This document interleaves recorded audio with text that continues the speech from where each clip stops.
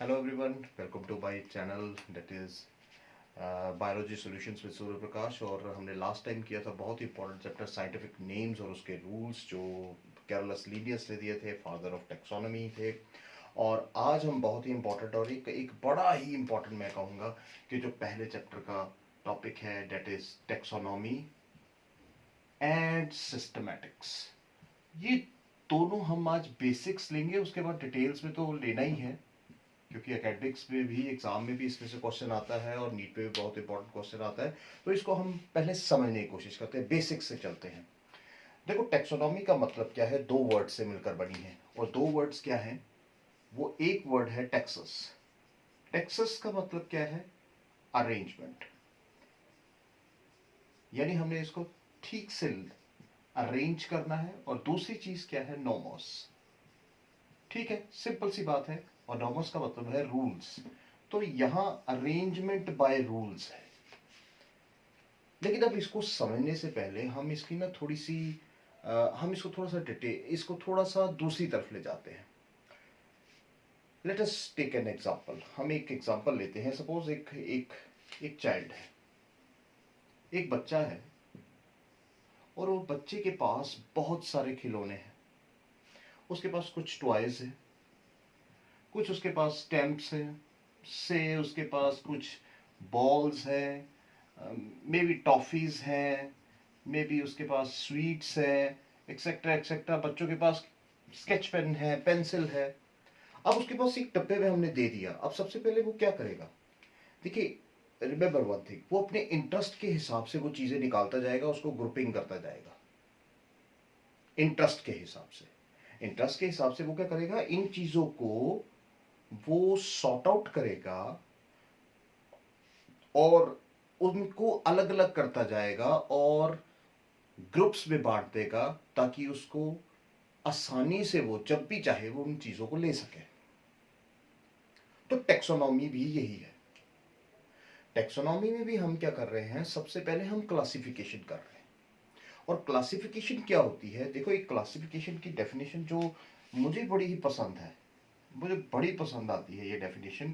Classify करना यानी अलग करना। लेकिन किस बेस पर आपने अलग किया? किस बेस पर ग्रुप्स बनाए? किस बेस पर वो ग्रुप्स बनाए? On the basis of easily observable characters. आपने बहुत ही आसानी से ढूंढे हुए करेक्टर्स, बड़े माइन्यूट पे नहीं जाना है, ऊपर ऊपर से करेक्टर्स देखने और अलग कर लेने। टॉयज को अलग कर लिया बच्चे ने। स्टैम्प्स देखी कि ये स्टैम्प्स है, कागज की बनी हुई है, अलग कर लो। कुछ टॉयज थे, उसने अलग कर लिए। कुछ उसने यहाँ बॉल्स थी, रबर बॉल्स थी, प्लास्टिक बॉल्स थी, वो अलग अलग कर ली। तो उसको पता लग जाएगा ये प्लास्टिक बॉल है, ये प्लास्टिक है, इजिली ऑब्जर्वेबल करेक्टर है, ये रबर बॉल है। इसी तरह से टेक्सोनॉमी में भी क्या होता है, क्लासिफिकेशन क्या है, कि किसी भी चीज की अगर हम ग्रुपिंग करते हैं, किसी भी चीज की, anything, anything which is grouped into convenient categories, convenient categories। अब किसके बेसिस पर? On the basis of easily observable characters. देखिए, ये डेफिनेशन समझने की जरूरत है, क्योंकि टेक्सोनॉमी जो है, बच्चे मैक्सिमम क्या करते हैं? क्रैमिंग करते हैं।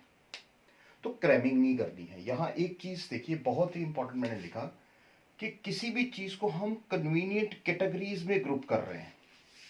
और वो कन्वीनियंट कैटेगरीज किस बेस पर? इजिली ऑब्जर्वेबल कैरेक्टर्स के बेस पर। तो हमने क्या कर लिया? उसको अलग अलग कर लिया। क्योंकि आप देखिए, 1.7 to 1.8 million species of organisms है। अब इतने बड़े साम्राज्य को, इतने बड़े किंगडम को अगर आपने क्लासिफाई करना है, तो भाई कोई रूल्स तो, किसी तरीके का काम तो होना चाहिए। तो पहला काम क्या किया गया? क्लासिफिकेशन कर दी गई। अब यही जो कन्वीनियंट कैटेगरीज है, इनको क्या कहा गया? देखो, मैं यहां एरो से लिख रहा हूं, these convenient categories are known as taxa. Taxa कह दिया गया। अब ये टैक्सा क्या है, टैक्सॉन क्या है, अभी यहां तक ही हम बात रखते हैं कि ये जो कन्वीनियंट कैटेगरीज थी, ये कौन सी कैटेगरीज थी, ये हम हायरार्कियल सिस्टम में पढ़ेंगे। मैं आपको एक हिंट दे सकता हूं, जैसे kingdom, phylum, class, order, family, genus, species, ये सारी क्या है, कन्वीनियंट कैटेगरीज थी जिनको रैंक्स का नाम भी दिया गया। अब ये जो कन्वीनियंट कैटेगरीज थी, इनको टैक्सा कहा गया। क्यों? क्योंकि देखिए क्या था कि इन कन्वीनियंट कैटेगरीज में ये जो रैंक्स थे, इनके अंदर बहुत सारे ऑर्गेनिजम्स थे, और वो ऑर्गेनिजम्स थे क्या, सिमिलर कैरेक्टरिस्टिक्स के बेस पर उनको इन कैटेगरीज में डाल दिया गया। अब यहां ना जाते हुए हम इसको समझने की कोशिश करते हैं, क्योंकि ये बड़ा ही इंटरेस्टिंग और बड़ा ही कई बार कंफ्यूजिंग हो जाता है। तो जितना सिंपल वे में रखेंगे, साथ साथ चलते जाएंगे। अभी हम इसके ऊपर ध्यान देखते हैं। तो क्लासिफिकेशन आई होप आपको समझ आया होगा। अब जब हमने कहा कि कन्वीनियंट कैटेगरीज इनटू टैक्सा, मैं एक चीज कहता हूं, मान लेते हैं कि मैं आपको ये कहता हूं कि imagine dog, what would you see, what would you imagine. अब एक चीज इमेजिन करेंगे, और वो क्या इमेजिन करेंगे, डॉग की पिक्चर, जैसे मैं इमेजिन कर रहा हूं। अगर मैंने आपको कहा कि भाई डॉग को इमेजिन कीजिए, तो आप उसके क्या कैरेक्टर्स देखेंगे, से उसकी टेल देखेंगे, उसके कैनाइन्स देखेंगे, उसके हेयर्स देख सकते हैं आप, उसकी आईज देख सकते हैं, उसके ईयर्स का स्ट्रक्चर देख सकते हैं। तो वो स्ट्रक्चर जो है, अगर मैं आपको कहता हूं कि डॉग देखिए, क्या आप काऊ को इमेजिन करेंगे? नेवर, कभी नहीं। तो ये क्या है, कन्वीनियंट कैटेगरीज है on the basis of easily observable characters. तभी हम इसको कहते हैं क्लासिफिकेशन। हमने क्लासिफाई कर दिया जी। क्लियर मेरी बात? अब ये जो कन्वीनियंट कैटेगरीज, ये जो टैक्सास होते हैं, ये taxa, these are different. Taxa है, टैक्सा में बहुत सारे डिफरेंट लेवल्स होते हैं। चलिए मैं यहां लिख देता हूं, इट कंटेन्स डिफरेंट लेवल्स। अब ये लेवल्स कौन से हैं? मैंने वही कहा, मैं हमेशा एक तरीके से ही हम चलेंगे, इसके बीच में नहीं हम करेंगे। तो यहां तक आपको क्लियर? अब देखिए होता क्या है कि ये जो लिविंग ऑर्गेनिजम्स है, on the basis of these convenient categories और on the basis of these taxa, हम लिविंग ऑर्गेनिजम्स को क्या करते हैं, क्लासिफाई करते हैं। Understood? Different living organisms are classified, और दैट इज नोन एज, मैं लेट मी इरेज इट, मैं इसको हटाता हूं थोड़ा सा, यहां लिखने की कोशिश करता हूं मैं। चलिए, अब क्या होता है कि ये जो टैक्सा मैंने अभी कहा, जैसे मैंने अभी आपको बताया कि these convenient categories are known as taxa. ना होता क्या है, in living organisms,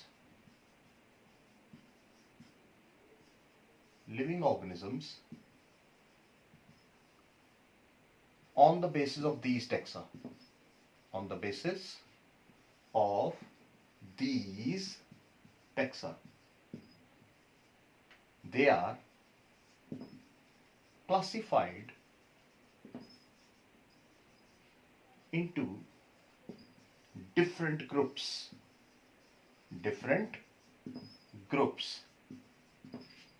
and this is known as, this process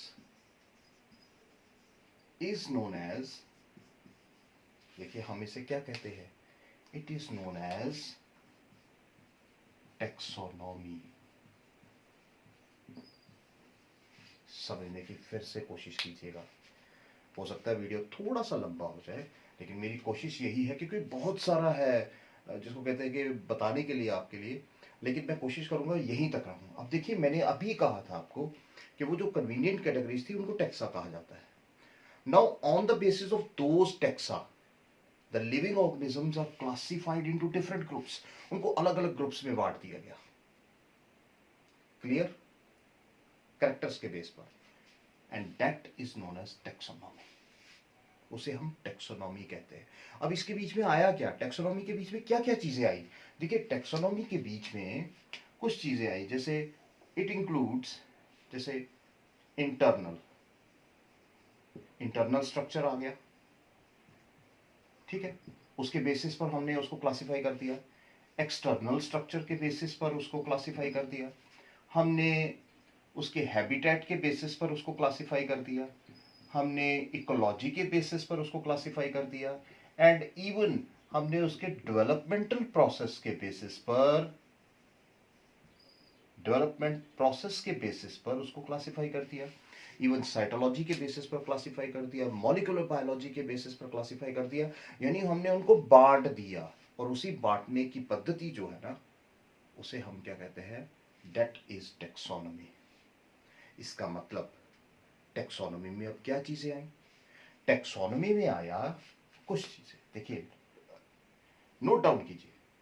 पहली चीज आइडेंटिफिकेशन, आइडेंटिफाई किया, ठीक है। उसके बाद हमने क्लासिफिकेशन की, ठीक है। उसके बाद हमने इसकी करेक्टराइजेशन भी की। देखिए ये सारा टेक्सोनॉमी का पार्ट है, करेक्टराइजेशन भी किया, और फाइनली हमने उसका नाम दे दिया, नॉमेनक्लेचर कर दिया। इन सभी चीजों को हम डिस्क्राइब करेंगे, लेकिन वन बाय वन, सब्र रखिए। तो इसका मतलब हुआ कि टेक्सोनॉमी में चार चीजें हम कर रहे हैं, एक आइडेंटिफिकेशन कर रहे हैं, क्लासिफिकेशन, करेक्टराइजेशन कर रहे हैं, एंड नॉमेनक्लेचर कर रहे हैं।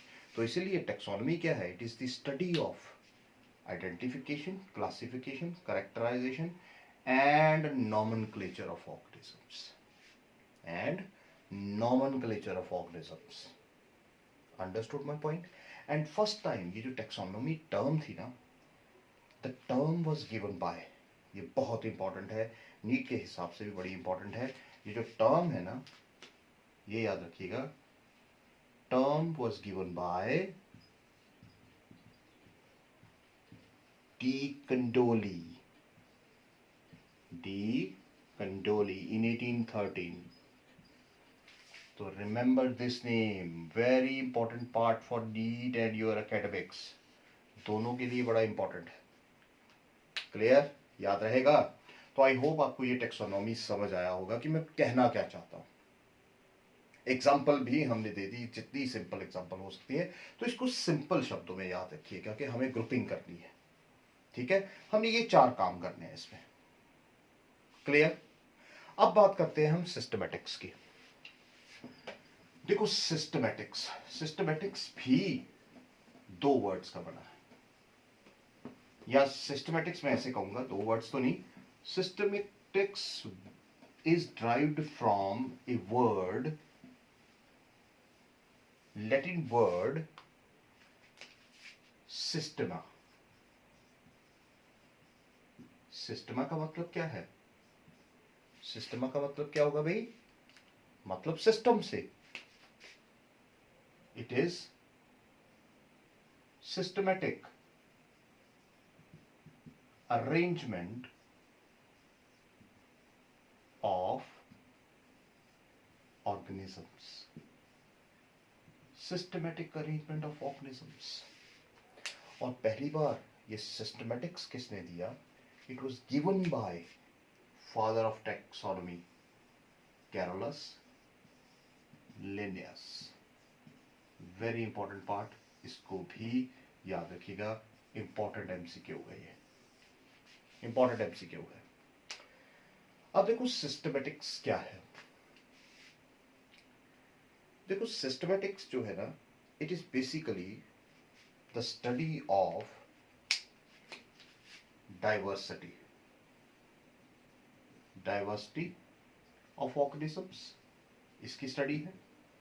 डिफरेंट ऑर्गेनिजम्स को हम स्टडी करते हैं। दूसरा, and evolutionary history, evolutionary history among groups, among groups and within the organism। ये चीजें याद रखिएगा, दो चीजें। डाइवर्सिटी ऑफ ऑर्गेनिजम्स हम यहाँ सिस्टमेटिक अरेंजमेंट करते हैं, अलग अलग ऑर्गेनिजम्स है उनको अरेंज किया जाता है। दूसरा, उनको क्लासिफाई किस बेसिस पर हम कर रहे हैं? On the basis of evolutionary history among the different groups and within the species or within the organism। ये दो काम यहां ये याद रखिएगा। आप ऐसे भी लिख सकते हैं, it is the study of diversity and evolutionary history of organisms. ये भी आपकी एक डेफिनेशन हो सकती है। मैं फिर से रिपीट करूंगा, it is the study of diversity of organisms या diversity and evolutionary history of organisms. तो टिपिकल डेफिनेशंस भी वहां पर है, बहुत ही टेक्निकल डेफिनेशंस भी है, पर जितना हम सिंपल लफ्जों में रखेंगे उतना ये सिंपल रहेगा। अब देखो होता क्यों है, ये हम ऐसा क्यों करते हैं, ये जो हम सिस्टमेटिक्स को पढ़ते हैं ये क्यों करते हैं? देखिए, एक काम करने के लिए, वो है टू प्रोवाइड लॉजिकल इंफॉर्मेशन। ये भी याद रखिए, लॉजिकल इंफॉर्मेशन होनी चाहिए ऑर्गेनिजम्स की। ये नहीं हम कुछ भी कह दें, नो, लॉजिकल इंफॉर्मेशन। ऐसा क्यों करते हैं? एक काम करने के लिए, वो क्या है? Comparative study, comparative study of organisms. Different organisms की कंपैरेटिव स्टडी करते हैं और फिर हम जाके बड़ी ही मेहनत के साथ साइंटिस्ट जो क्या करते हैं, इनको क्लासिफाई करते हैं, इनको प्रॉपर ग्रुप्स में डाला जाता है। अदरवाइज तो ऑर्गेनिज्म बहुत सारे हैं, जहां मर्जी डाल दो, लेकिन ऐसा नहीं होता। डिफरेंट फाइलम्स हैं, हर एक फाइलम की एक अपनी कैरेक्टरिस्टिक फीचर है और उसके जो ऑर्गेनिज्म है उसी फाइलम में ही डाले जाते हैं। आप आर्थ्रोपोडा मेंबर्स को फाइलम पॉलीफेरा में नहीं डाल सकते।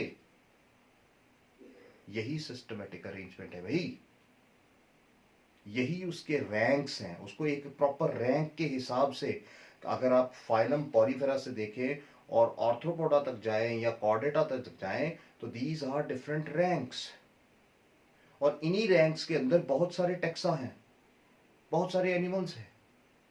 तो taxa represents different levels. Taxa क्या रिप्रेजेंट करती है? डिफरेंट लेवल्स रिप्रेजेंट करती है। तो ये हम बात करेंगे, ये बात करेंगे, लेकिन आई होप आपको अभी तक जो मेरा एक बेसिक कॉन्सेप्ट देने का मतलब था कि टेक्सोनॉमी और सिस्टमैटिक्स, अब दोनों के बीच में डिफरेंस आपको पता होना चाहिए।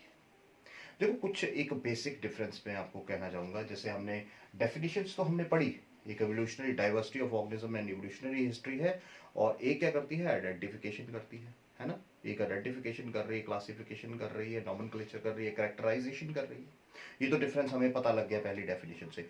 दूसरा जो पॉइंट इसका बड़ा इंपॉर्टेंट आप याद रखिएगा कि यहां पर आप क्या कर रहे हैं। आप देखिए, सिस्टमैटिक्स में हम क्या कर रहे हैं? सिस्टमैटिक्स में हम इवोल्यूशनरी हिस्ट्री को स्टडी करते हैं। सिस्टमैटिक्स में हम क्या कर रहे हैं? इवोल्यूशनरी हिस्ट्री को स्टडी कर रहे हैं। जबकि अगर आप टेक्सोनॉमी में देखें, वहां हम किसी तरह की इवोल्यूशनरी हिस्ट्री को नहीं स्टडी करते। वहां हम कन्वीनियंटली इजिली ऑब्जर्वेबल कैरेक्टर्स को लेकर चलते जाते हैं। ठीक है, वहां पर फिर आगे जाकर एक ऐसा लेवल आता है जहां पर जब हम कैटेगरीज को टेक्सा के हिसाब से लिखते हैं, उसको डिफरेंट लेवल्स पर डालते हैं, तो वहां करेक्टराइजेशन बड़ी प्रॉपर हो जाती है। इसीलिए मैंने वहां वर्ड यूज किया करेक्टराइजेशन, या डिस्क्रिप्शन भी लिखते हैं। तो यहां ये आपको ध्यान रखना है कि टेक्सोनॉमी में हम किसी तरह की इवोल्यूशनरी हिस्ट्री को नहीं लेते हैं, जबकि सिस्टमैटिक्स में लेते हैं। तीसरा पॉइंट बड़ा इंपॉर्टेंट जो आता है वो ये है कि टेक्सोनॉमी में इन्वायरमेंट अगर change, environment change does not affect the taxonomy. Remember this, मैं ये लिख देता हूं। अगर देखा जाए टेक्सोनॉमी में इन्वायरमेंट चेंज, मैं इसको शॉर्ट में लिखूंगा, environment change has no affect. लेकिन अगर मैं बात करूं किसकी?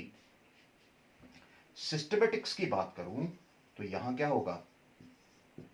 environment change has a very big effect. So there is environment change effect. तो ये भी बड़ा इंपॉर्टेंट पॉइंट है। अगर हम सिस्टमेटिक्स की बात करें तो यहाँ पर हम 3-4 चीज़ें बड़ी इंपॉर्टेंट करते हैं। हम यहाँ क्या करते हैं, we basically naming of organism. यहाँ भी सिस्टमेटिक्स में ऐसा ही होता है, नेमिंग ऑफ ऑर्गेनिज्म किया जाता है, ठीक है। यहाँ पर क्लासीफाई भी किया जाता है, यहाँ पर इनको ग्रुप्स में डाला जाता है, यानी इसके क्लैड्स बनाए जाते हैं। They are into they are made into different clades. Clades क्या होते हैं? These are groups and the branch is cladistics. तो ये भी हम पढ़ेंगे, मैं आपको सारी चीजें, क्योंकि अभी ये बेसिक्स है तो मैं इसको कंफ्यूज नहीं करूंगा। और जब हम आ जाते हैं किसके ऊपर, इनटू द टेक्सोनॉमी, तो टेक्सोनॉमी में हम क्या कर रहे हैं, वहां हम 2 चीजें बड़ी इंपॉर्टेंट कर रहे हैं, आइडेंटिफिकेशन एंड नेमिंग। ये बड़ा इंपॉर्टेंट डिफरेंस आ जाता है कई बार। अगर आप ना स्टेट बोर्ड्स में देखें तो स्टेट बोर्ड में ये 3 मार्क्स का क्वेश्चन आ जाता है कई बार, या 2 मार्क्स का क्वेश्चन आ जाएगा, सिस्टमेटिक्स एंड टैक्सोनॉमी में डिफरेंस दीजिए। तो ये डिफरेंस आपको पता होना चाहिए। टैक्सोनॉमी में हम क्या करते हैं, आइडेंटिफिकेशन एंड नेमिंग, बड़ा इंपॉर्टेंट पार्ट है। और जब हम यहाँ जाते हैं सिस्टमेटिक्स में, तो यहाँ हम क्लासिफिकेशन करते हैं, नेमिंग करते हैं, क्लैडिस्टिक्स करते हैं एंड फाइलोजेनेटिक रिलेशनशिप भी ढूंढते हैं। तो ये सारी चीजें यहाँ की जाती है भाई। और अब लास्ट पॉइंट जो यहाँ बड़ा इंपॉर्टेंट है, एक जो आपको मैं कहूंगा कि डेफिनेशन आपको पता होनी चाहिए, एक टर्म पता होनी चाहिए, taxonomy and systematics, collectively known as, what is they collectively known as, remember collectively known as, मैं इसको रेड पेन से लिखने जा रहा हूं, collectively known as systematic biology, systematic biology। तो ये आज का लेक्चर जो था ना, ये बेसिक्स था, ये बेसिक्स था। और देखिए ध्यान रखिए कि थोड़ा सा टाइम लग रहा है मुझे लेक्चर बनाने में, क्योंकि थोड़ा सा क्लासीफाई मुझे भी करना पड़ता है, क्या चीज़ लिखनी चाहिए, क्या बोलना है, कितना बोलना है। तो एक नया चल रहा है, एक मेरी लाइफ में उथल पुथल चल रही है, लेकिन yes it is going well. और हम कोशिश करेंगे, मैं इस साल कोशिश करेंगे कि हम दिसंबर तक इस सारा सिलेबस 11th का कवर करें, ठीक है। अभी 11th के लेक्चर्स ही आएंगे, तो 11th का सारा सिलेबस हम कवर करेंगे जनवरी तक। तो आई होप आपको ये समझ आया होगा टैक्सोनॉमी और सिस्टमेटिक्स का बेसिक्स। अभी टैक्सोनॉमी में फिर alpha taxonomy, beta taxonomy, gamma taxonomy, nomenclature आएगा, देन क्लासिफिकेशन आएगा, जहाँ पर आपको टैक्सा के बारे में और थोड़ी सी जानकारी दी जाएगी, हायरार्किकल सिस्टम के बारे में जानकारी दी जाएगी, और फिर हम आगे बढ़ेंगे, ठीक है। आई होप आपको समझ आएगा। Do like and subscribe my channel and comment upon these topics, ताकि इसको और ज़्यादा से ज़्यादा इम्प्रूव किया जा सके। Thank you very much.